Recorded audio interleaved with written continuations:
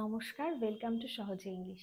ভিডিওটি শুরু করার প্রথমেই আমি বলতে চাই, আপনি যদি ধৈর্য ধরে 5 মিনিট এই ভিডিওটির প্রতি সময় দেন, তাহলে কিন্তু আপনি 5 মিনিটের মধ্যেই শিখে যাবেন প্রেজেন্ট কন্টিনিউয়াস টেন্স দিয়ে কোয়েশ্চেন্স করা। মানে ইংলিশে আপনি প্রেজেন্ট কন্টিনিউয়াস টেন্স দিয়ে কি করে কোয়েশ্চেন করতে হয় সেটা শিখে যাবেন। তার আগে বলি, প্রেজেন্ট কন্টিনিউয়াস টেন্স নিয়ে একটা ভিডিও আমি অলরেডি চ্যানেলে পোস্ট করেছি, যেখানে প্রেজেন্ট কন্টিনিউয়াস টেন্সের স্ট্রাকচার কি করে সেটা দিয়ে মেক সেন্টেন্স করতে হয় ইত্যাদি আমি সেখানে শেখানোর চেষ্টা করেছি। আগে যদি আপনি সেটি দেখে নেন তাহলে এই ভিডিওটির জন্য আপনার সুবিধা হবে, কারণ এই ভিডিওটিতে আমি প্রেজেন্ট কন্টিনিউয়াস টেন্স দিয়ে কী করে কোয়েশ্চেন করতে হয় সেটা শেখাতে চলেছি। তো সেই কারণে প্রেজেন্ট কন্টিনিউয়াস টেন্সের গঠন বা স্ট্রাকচারটা খুবই দরকার, সেটা জানা আগে দরকার। তো যেহেতু ওখানে আমি ওটা বলেছি, সেই কারণে আপনাদের আমি রিকোয়েস্ট করব আগে ওই ভিডিওটা দেখুন, তাহলে এই ভিডিওটা দেখতে বা বুঝতে আপনাদের সুবিধা হবে। তাও এখানে আমি একটু শর্ট করে বলে দিই, প্রেজেন্ট কন্টিনিউয়াস টেন্স মানে প্রেজেন্টে যেটা কন্টিনিউ করা হচ্ছে, বর্তমানে যে কাজটি চলছে, করা কন্টিনিউ হচ্ছে, সেটাই হলো প্রেজেন্ট কন্টিনিউয়াস টেন্স। যেমন ধরুন, আমরা এখন ইংলিশ শিখছি, বাচ্চারা এখন মাঠে খেলছে, আমরা এখন বই পড়ছি, তারা এখন গল্প করছে, এখন যে কাজটি করা চলছে সেটাই হলো প্রেজেন্ট কন্টিনিউয়াস টেন্স। কি ধরনের কোয়েশ্চেন করা শিখবো সেটা বাংলায় আগে বুঝে নিই চলুন। একটু আগে আমি কিছু এক্সাম্পলস দিলাম, যে ধরুন বাচ্চারা এখন মাঠে খেলছে। এবার এটাকে যদি আমি কি দিয়ে কোয়েশ্চেন করি, যে বাচ্চারা কি এখন মাঠে খেলছে, বা মা এখন রান্না করছে, মা তুমি কি এখন রান্না করছো, সে কি এখন বই পড়ছে, এই কি দিয়ে প্রশ্ন যখন আমরা করব, যে বর্তমানে এই কাজটা করা চলছে কিনা, সেগুলো ইংলিশে কি করে করব সেটাই আজকে শিখব। মানে বর্তমানে কাজটি কি এখন করা চলছে, এই ধরনের প্রশ্ন যখন আপনি কাউকে করবেন, যে এখন সে এই কাজটি করছে কিনা, এখন করছে কিনা, এটা মাথায় রাখতে হবে। তাহলে সেটা প্রেজেন্ট কন্টিনিউয়াস টেন্সের আন্ডারে পড়বে, এবং সেই ধরনের সেন্টেন্স দিয়ে, মানে প্রেজেন্ট কন্টিনিউয়াস টেন্স দিয়ে কি করে কোয়েশ্চেন করব আজকে শিখব। এখানে একটু বলে রাখি, এগুলো কিন্তু WH ওয়ার্ডস দিয়ে কোয়েশ্চেন্স নয়, মানে কেন, কি করে, কিভাবে, কে, কারা ইত্যাদি WH ওয়ার্ডস দিয়ে কিন্তু কোয়েশ্চেন্স এগুলো নয়। এগুলো শুধুমাত্র কি দিয়ে যদি আপনি কোনো প্রশ্ন করেন, মানে জানতে চান সে এই কাজটা এখন করছে কি না, সেই ধরনের প্রশ্ন। আশা করি বোঝাতে পারছি। তো চলুন শুরু করি। এই কোয়েশ্চেনটি করতে গেলে আগে আমাদের প্রেজেন্ট কন্টিনিউয়াস টেন্সের গঠন বা স্ট্রাকচার জানতে হবে। আপনারা যারা আমার আগের ভিডিওটি দেখেছেন তারা জানবেন যে প্রেজেন্ট কন্টিনিউয়াস টেন্সের গঠন কি। তাও আমি আরেকবার বলি, সাবজেক্ট, সাবজেক্ট অনুযায়ী অ্যাম ইজ আর, তারপরে ভার্বের সাথে আইএনজি, তারপরে অবজেক্ট। এখানে ভার্ব হলো অ্যাকশন ভার্ব, মানে যে ভার্বের সাথে আইএনজি অ্যাড হবে সেটা হলো অ্যাকশন ভার্ব। আর অ্যাকশন ভার্ব হলো যে কাজটি করা বোঝাচ্ছে, একটি বাক্যে যে কাজটি করা বোঝাচ্ছে সেটাই হলো অ্যাকশন ভার্ব, তার সাথে আইএনজি হবে।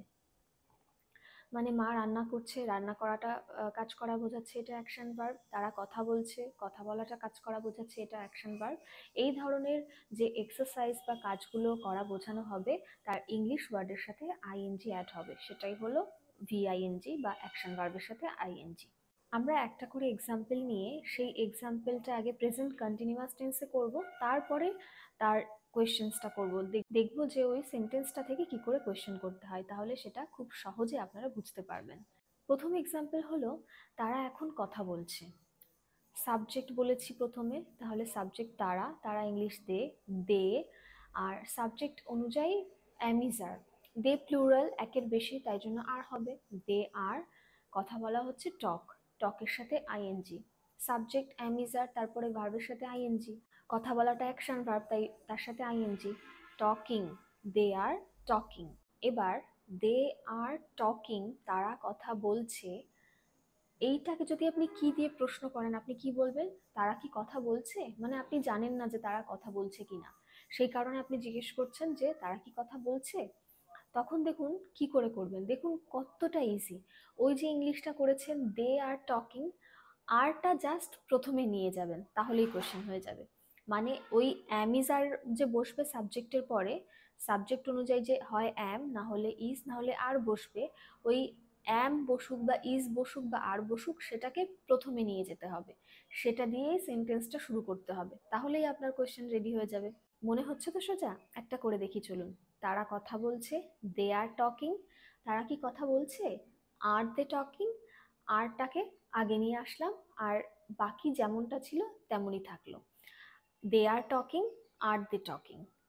তুমি এখন পড়ছো, ইউ আর রিডিং নাও। তুমি কি এখন পড়ছো, আর ইউ রিডিং নাও। আরটাকে প্রথমে নিয়ে আসলাম। সে এখন খেলা করছে, শি ইজ প্লেয়িং নাও। সে কি এখন খেলা করছে, ইজ শি প্লেয়িং নাও। ইজটাকে প্রথমে নিয়ে আসলাম। মানে আপনি যদি প্রেজেন্ট কন্টিনিউয়াস টেন্সের একবার স্ট্রাকচারটা জেনে যান, মনে রাখতে পারেন, তাহলে এইটা করা মানে প্রেজেন্ট কন্টিনিউয়াস টেন্স দিয়ে কোয়েশ্চেন করা কিন্তু কোনো ব্যাপারই না। এটা কিন্তু খুবই ইজি। আপনাকে প্রথমত যেটা করতে হবে সেটা হলো স্ট্রাকচারটাকে মনে রাখতে হবে এবং আগে ওইটা প্র্যাকটিস করতে হবে। সেই কারণেই আমি প্রথমে বলেছি আগে ওই ভিডিওটা গিয়ে দেখে নিতে। ধরুন আপনি বাড়ি গিয়ে জিজ্ঞাসা করছেন, আচ্ছা বাবা কি এখন ঘুমোচ্ছে।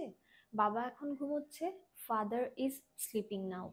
বাবা কি এখন ঘুমোচ্ছে, is father sleeping now. PoK একটা ফোন করব, ও কি এখন নাচ প্র্যাকটিস করছে। পিউ কি এখন নাচ প্র্যাকটিস করছে। আগে এটা কি ছাড়া এমনি মানে কোয়েশ্চেন্স ছাড়া এমনি করুন। পিউ এখন নাচ প্র্যাকটিস করছে, পিউ ইজ প্র্যাকটিসিং ডান্স নাও। পিউ কি এখন নাচ প্র্যাকটিস করছে, ইজ পিউ প্র্যাকটিসিং ডান্স নাও। মা কি আমাকে ডাকছে, আমি ঠিক করে স্পষ্ট শুনতে পেলাম না। মা কি আমাকে ডাকছে, মা আমাকে ডাকছে, মাদার ইজ কলিং মি। মা কি আমাকে ডাকছে, ইজ মাদার কলিং মি। আমরা এখন ইংলিশ শিখছি, উই আর লার্নিং ইংলিশ নাও। আমরা কি এখন ইংলিশ শিখছি, আর উই লার্নিং ইংলিশ নাও। এবার অ্যাম ইজ আর বসানোর নিয়ম আগে আমি বলেছি, তাও একবার বলে দিই। আয়ের পরে আমরা সবাই জানি সিঙ্গুলার থাকলে একটি নাম একটি জিনিস বোঝালে, একজনকে বোঝালে তখন ইজ, আর একের বেশি বোঝালে তখন আর। ইউর পরে দের পরে একের বেশি প্লুরাল থাকলে, প্লুরাল নাউন হলে আর, সিঙ্গুলার নাউন হলে হি শি ইট দিস। একটি নাম একটি জিনিস বোঝালে তারপরে ইজ। তুমি ওকে বকছো, ইউ আর স্কোল্ডিং হিম। তুমি কি ওকে বকছো, আর ইউ স্কোল্ডিং হিম। দিশা যাচ্ছে, দিশা ইজ গোয়িং। দিশা কি যাচ্ছে, ইজ দিশা গোয়িং। দেখুন প্রত্যেকটা একই স্ট্রাকচারে করলাম। প্রেজেন্ট কন্টিনিউয়াস টেন্সের যে স্ট্রাকচার, সাবজেক্ট, তারপরে অ্যাম ইজ আর, তারপরে ভার্বের সাথে আইএনজি, তারপর অবজেক্ট। এবং কোয়েশ্চেন্সটা যখন করব জাস্ট অ্যাম ইজ আরটা প্রথমে নিয়ে আসবো। অ্যাম ইজ আরের মধ্যে যেটা হবে সেটা প্রথমে নিয়ে আসবো, বাকিটা একই থাকবে। এই একই স্ট্রাকচারে কিন্তু প্রত্যেকটা করলাম। আপনারাও বাড়িতে প্র্যাকটিস করুন, আশা করছি ঠিক আপনারা পারবেন এবং অবশ্যই ইংলিশও বলতে পারবেন। এবার এটার ইংলিশ কি হবে সেটা আপনারা কমেন্ট করুন। তারা কি এখন মুভি দেখছে, আগে করুন তারা এখন মুভি দেখছে, তারপরে সেটা করুন তারা কি এখন মুভি দেখছে।